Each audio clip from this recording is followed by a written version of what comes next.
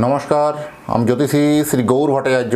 হ্যাঁ, থাম্বনেলটা ঠিকই পড়েছেন বা ঠিকই শুনেছেন যে কর্কট রাশির জাতক বা জাতিকাদের জন্য এই গোল্ডেন সময় আসছে। এই কর্কট রাশির জাতক বা জাতিকাদের জন্য এক মহাজাগতিক পরিবর্তন হচ্ছে এই বৃহস্পতির গ্রহ সঞ্চার।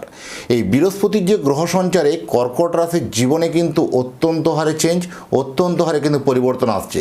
সব থেকে যদি কোনো একটা রাশির যদি বলে ভালো যাবে সেটা হচ্ছে কর্কট রাশি। এই কর্কট রাশির জীবনে কোন কোন দিকগুলো ভালো হবে জানতে হলে ভিডিও শেষ পর্যন্ত মনোযোগ সহকারে শুনুন।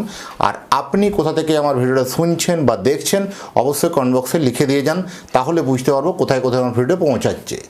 আর চ্যানেলটা এখনও যদি সাবস্ক্রাইব করা না হয় বা করে না থাকেন, দয়া করে রিকোয়েস্ট করবো চ্যানেলটা একটু সাবস্ক্রাইব করে দিন, কারণ আপনার এই লাইক, কমেন্ট এবং সাবস্ক্রাইবে নতুন নতুন ভিডিও বানানোর জন্য উৎসাহটা বেড়ে যায়। আর আমি জ্যোতিষী শ্রী গৌর ভট্টাচার্য, আমার চেম্বার হলো সারা ভারতবর্ষে একটাই চেম্বার। অন্যান্যদের মতো কোনো পাড়ায় পাড়ায় চেম্বার, বিভিন্ন জায়গায় শহরে চেম্বার, বিভিন্ন হোটেলে চেম্বার আমার নেই। প্রত্যেক দিন আমি একই জায়গায় বসি, প্রতাপবাগান 6 নম্বর সরণি, বাঁকুড়া। যারা আসতে চাইছেন দেখুন উপরে নাম্বার দেখা যাচ্ছে, সেই নাম্বারে যোগাযোগ করে আসুন। বা যারা অনেক দূরে থাকেন, যাদের পক্ষে আসা সম্ভব নয় বা আসতে পারছেন না, তারা অনলাইন কনসালটেন্সি নিতে পারেন। অনলাইনে দেখাতে হলে কী করতে হবে, আপনার নাম, জন্ম তারিখ, জন্ম সময়, জন্মস্থান, এই তথ্যগুলো পাঠিয়ে দিন। জন্ম তারিখ বা জন্ম সময় সঠিকভাবে যদি জানা না থাকে, দুটো হাতের ছবি তুলে পাঠান। এই হস্তরেখার উপর বিচার করে আপনাকে প্রেডিকশন বলতে পারবো বা করতে পারবো। দেখুন, আমার কাছে দেখাতে হলে একটা কথা মাথায় রাখতেই হবে আপনাকে, যে আপনার যে সমস্যাগুলো চলছে, আপনার যে প্রবলেমগুলো চলছে, সেই প্রবলেমেরগুলো বলার প্রয়োজন নেই। প্রথমে প্রবলেমগুলো বলবেন না, আগে আপনি জন্ম তারিখ, জন্ম সময় দিয়েছেন, ব্যাস এনাফ। এবার থেমে যান, আগে আমাকে বলতে দিন, তারপরে আপনার সমস্ত কথা আমি শুনবো। আগে আপনি কী কী জানতে চান, সেই তথ্যগুলো আপনি আমার কাছে জানতে পারলেন কি না সেটা আগে ভেবে দেখুন বা সেটা শুনে দেখুন। প্রথমে বলবো না অতীত জীবনের কথা, আগে বলবো, তারপরে বলবো বর্তমান জীবনের কথা, তারপরে তো ভবিষ্যৎবাণী। এই অতীতের কথাগুলো যখন আপনার কাছে মিলে যাবে, হ্যাঁ ঘটনাগুলো তো ঘটেছে, হ্যাঁ বর্তমানের কথাগুলো যখন মিলে যাবে, হ্যাঁ ঘটনাগুলো তো ঘটছে, তারপরে আমার ভবিষ্যৎবাণী কথাগুলো, ইনস্ট্রাকশানগুলো আপনি মেনে চলবেন বা সেই পদ্ধতিগুলো আপনি ফলো করবেন। এইভাবেই প্রেডিকশন করতে ভালোবাসি। দীর্ঘ 2010 সাল থেকে একই প্রফেশনে যুক্ত আছি। আমার সম্বন্ধে আরও জানতে হলে গুগলে গিয়ে সার্চ করে লিখুন অ্যাস্ট্রোলজার গৌর ভট্টাচার্য, সেখানে আমার সময় তথ্য সব জানতে পারবেন। দেখুন, আগামী 1 জুন 2026, এই 1 জুন 2026 আপনার জীবনে এক অনবদ্য ভূমিকা পালন করতে চলেছে। এই বৃহস্পতি মিথুন রাশি থেকে কর্কট রাশিতে আগমন করবে। এই বৃহস্পতি মিথুন রাশি থেকে কর্কট রাশি যখন আগমন করবে, আপনার জীবনে কিন্তু অন্যরকম একটা মাত্রা নিয়ে আসবে। কারণ আবার কর্কট রাশিতে বৃহস্পতি তুঙ্গস্থ ঘর। বৃহস্পতির সবথেকে যদি ভালো ঘর বলি, তুঙ্গস্থ ঘর হচ্ছে কর্কট রাশি। তাই সবচেয়ে যদি লাভবান, সবথেকে মানে বেটার, যদি 12টা রাশির মধ্যে কোন রাশিটা সবথেকে ভালো যাবে, সেটাই হচ্ছে কর্কট রাশি। কোন কোন দিক থেকে ভালো আর কোন কোন দিক থেকে সাবধান মানে থাকতে হবে, অবশ্যই মনোযোগ সহকারে শুনতে থাকুন। কারণ পঞ্চম দৃষ্টি, বৃহস্পতির যে 3টে দৃষ্টি, পঞ্চম, সপ্তম, নবম দৃষ্টি, তাহলে পঞ্চম দৃষ্টি পড়ছে আপনার পঞ্চমভাবে পড়ছে, সপ্তম দৃষ্টি সপ্তমভাবে পড়ছে, আবার সপ্তম দৃষ্টি মকর রাশিতে পড়ছে, আর নবম দৃষ্টি হচ্ছে মীন রাশির ঘরে নবম দৃষ্টি পড়ছে। এই যে পঞ্চম, সপ্তম আর নবম দৃষ্টি, এটাতে আপনার কি পরিবর্তন বা আপনার কি চেঞ্জ আসবে। একটা প্রথম বলবো, যারা প্রেম প্রীতি নিয়ে যারা একটা ডিপ্রেশন বা মানসিক দুশ্চিন্তা ছিল, তাদের প্রেমটা কিন্তু আলটিমেট জোড়া লাগবে বা ভালো হবে। হয়তো প্রেমিকা ছেড়ে অনেক দূর থেকে চলে গেছিলো বা কোনোভাবে সম্পর্কটা ডিটাচ হয়ে গেছিলো, সেই সম্পর্কটা পুনরায় কানেক্ট হওয়ার সম্ভাবনা কিন্তু অত্যন্ত প্রবল। বিবাহিত জীবনে আপনাদের ছোটোখাটো ভুল বোঝাবুঝি বা ছোটোখাটো মিসআন্ডারস্ট্যান্ডিং হয়ে একটা সম্পর্কের ক্ষেত্রে কত অবনতি হয়েছিল বা দুজনের মধ্যে সম্পর্কটা একটু ডিস্টার্ব হয়েছিল, এখান থেকে অনেকটা কিন্তু একটা পজিটিভ হবে এবং একটা যে কার্ভের মতো একটা উন্নতি দেখতে পাবেন। দাম্পত্য ঝামেলা নিমিষে কিন্তু শেষ হওয়ার সম্ভাবনা বেশি। এমনকি দাম্পত্য যে ঝামেলা যাদেরগুলো একদম কোর্টের বিচারের পর্যায়ে পৌঁছে যাওয়া বা ডিভোর্সের কেসে পৌঁছে যাওয়া, সেই রকম সম্পর্ক কিন্তু একদম ব্যাক করে ফিরতে পারেন বা দুজনের মধ্যে একটা ভুল বোঝাবুঝি বা মিসআন্ডারস্ট্যান্ডিংটা ভুলে গিয়ে দুজনের মধ্যে সুখে সংসার একটা আবার কিন্তু হওয়ার লক্ষণ কিন্তু দেখতে পাওয়া যাবে।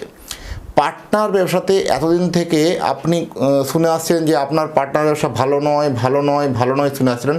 এবার বলবো যে পার্টনার ব্যবসা আপনার জন্য ভালো হতে চলেছে। এই পার্টনার ব্যবসা থেকে আপনি কিন্তু মনোনীত বা উন্নতি যথেষ্ট করতে পারবেন এবং মনের মতো একটা ভালো জায়গা তৈরি করতে পারবেন যথেষ্ট ভালো বলে ব্যবসা ক্ষেত্রে পার্টনার ব্যবসা আপনার জন্য এই মুহূর্তে শুভ বলবো। কিন্তু পার্টনার করার আগে তার জন্মছককে চুলচেরা বিচার বিশ্লেষণ করলে আমার মনে হয় ভালো হবে।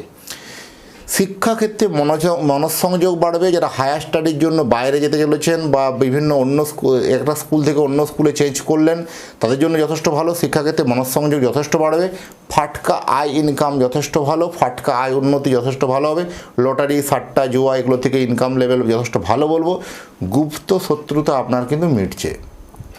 আপনার এতদিন থেকে যে গুপ্তভাবে শত্রুতা করে আসছিল যে লোকগুলি, সেই লোকগুলো এবার কিন্তু ভুল বুঝতে পেরে বা আপনাকে কোনোভাবে দমিয়ে না দেওয়ার জন্য বা দমাতে না পারার জন্য তারা কিন্তু অটোমেটিক আবার কিন্তু ব্যাক ফুটে হাঁটবে। শত্রু আপনার কিন্তু ব্যাক ফুটে হাঁটবে, শত্রু কিন্তু আপনার যথেষ্ট নিমিষে শেষ হয়ে যাবে, এইটুকু বলতে পারবো। বিবাহ সূত্রে কোথাও দেখবেন বিয়ের জায়গায় একটা সম্বন্ধ ফাইনাল আপনার হয়ে গেল। ওই বিয়ের সম্বন্ধটা অনেক দিন থেকে হচ্ছিল না, সম্পর্কগুলো বিভিন্নভাবে কমপ্লিকেশন হয়েছিল, সেই বিবাহ সম্বন্ধ আপনার ফাইনাল হবে।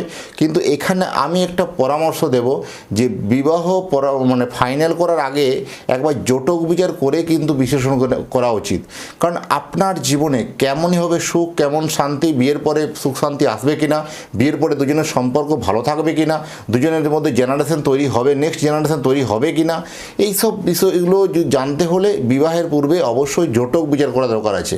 আপনি হয়তো জানছেন বা বুঝছেন যে এই মানুষটা আপনার জন্য শ্রেষ্ঠ বা আপনার জন্য ভালো, আপনাকে সুখে রাখতে পারবে, আপনি এই ভেবে বা এই আশাতেই আপনি বিবাহ বন্ধনে আবদ্ধ হতে চলেছেন। কিন্তু এর কোথাও একটা অন্তরালে দুজনের মধ্যে কোথাও একটা মনের আঙিনায় বা মনের কোঠায় একটা দুজনের মধ্যে কোনো রকম খারাপ মনোভাব বা খারাপ মেন্টালিটি হয়তো আবির্ভাব হয়েছে। সেটা কিন্তু জটক বিচার করলে বলা যাবে বা বলা যায় বা বোঝা যাবে।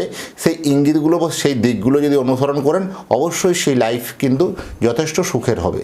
তাই যদি চান সুখী বিবাহিত জীবন করুন, তবে জটক মিলন বিবাহের পূর্বেই অবশ্য করতে হবে। আর স্ত্রী থেকে লাভবান বা স্ত্রী থেকে ধন সম্পত্তি প্রপার্টি লাভ হতে পারে।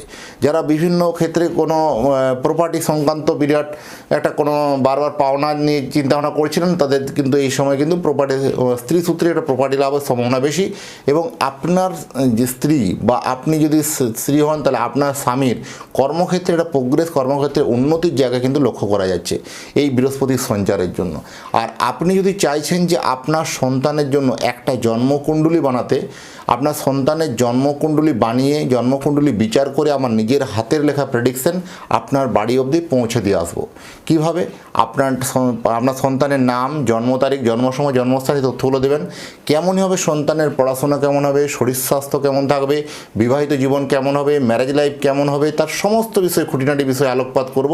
তার বন্ধু ভাগ্য কেমন, তার বন্ধু থেকে কোন বন্ধু থেকে ঠকতে পারে, সেই সমস্ত দিকগুলো আলোকপাত করে একটা কুণ্ডলী বানিয়ে কুণ্ডলীটা আপনার অ্যাড্রেসে বাই পোস্ট দ্বারা পাঠাতে পারবো। যদি বানাতে হয় উপরে দেওয়া নাম্বার আছে সেখানে যোগাযোগ করুন। আর যারা অধীর আগ্রহে আমার এই ভিডিওটা শেষ পর্যন্ত শুনলেন আপনাকে বলবো আর আপনার পরিবারের প্রতি মঙ্গল কামনা করে আজকের ভিডিওটাকে এখানেই শেষ করছি। এতক্ষণ ধরে শোনার জন্য অসংখ্য ধন্যবাদ। নমস্কার।